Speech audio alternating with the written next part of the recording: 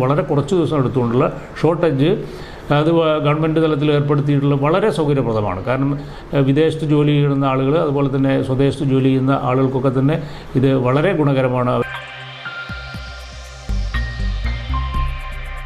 20 ദിവസങ്ങൾ കൊണ്ട് ഹജ്ജ് കർമ്മം നിർവഹിച്ച് മടങ്ങിയെത്തുന്ന ഷോർട്ട് ഹജ്ജ് പാക്കേജിലുള്ള ഹജ്ജ് യാത്ര മെയ് 17 മുതൽ 19 വരെ കൊച്ചി വിമാനത്താവളത്തിൽ നിന്ന് നടക്കും. രാജ്യത്ത് ആദ്യമായാണ് ഷോർട്ട് ഹജ്ജ് പാക്കേജ് ആരംഭിക്കുന്നത്.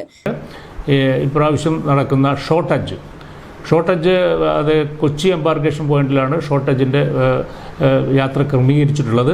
അത് ഈ മാസം 17 തുടങ്ങി 3 ദിവസങ്ങളിലായിട്ടാണ് ക്രമീകരിച്ചിട്ടുള്ളത്. 3 ഫ്ലൈറ്റുകളായിട്ട് കൊച്ചി എംബാർക്കേഷൻ പോയിന്റിൽ നിന്ന് പോകും.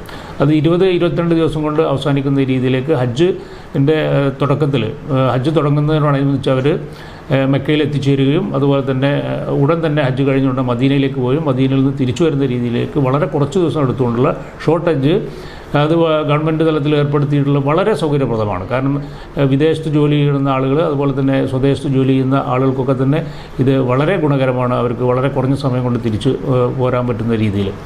അതോടൊപ്പം തന്നെ കൂടുതൽ അപേക്ഷകർ അടുത്ത പ്രാവശ്യം ഇതിനുണ്ടാവും എന്നാണ് പ്രതീക്ഷിക്കുന്നത്. അപ്പോൾ ഗവൺമെൻറ് തലത്തിൽ ഇത്തരം സൗകര്യങ്ങൾ കൂടുതൽ വിപുലപ്പെടുത്തേണ്ടതുണ്ട്. ഏതായാലും കേരള ഹജ്ജ് കമ്മിറ്റിയും കേന്ദ്ര ഹജ്ജ് കമ്മിറ്റിയും ഇത്തരം കാര്യങ്ങളൊക്കെ തന്നെ പ്രതിജ്ഞാബദ്ധമായിട്ടുള്ള രീതിയിലാണ് കാര്യങ്ങൾ മുന്നോട്ട് നീക്കുന്നത്.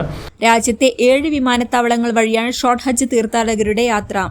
ഈ പദ്ധതിയിലൂടെ കേരളത്തിൽ നിന്ന് അവസരം ലഭിച്ചവർക്ക് കൊച്ചിയാണ് യാത്രാത്താവളം. സാധാരണ ഹജ്ജ് യാത്രാ പാക്കേജിൽ 40 ദിവസമോ അതിൽ കൂടുതലോ ദിവസങ്ങളുണ്ട്.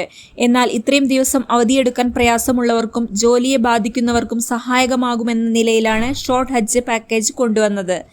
രാജ്യത്താകെ 10,000 സീറ്റുകളാണ് അത്തരത്തിൽ മാറ്റിവെച്ചിട്ടുള്ളത്. മികച്ച പ്രതികരണമാണ് പദ്ധതിക്ക് ലഭിച്ചത്. News desk air 1.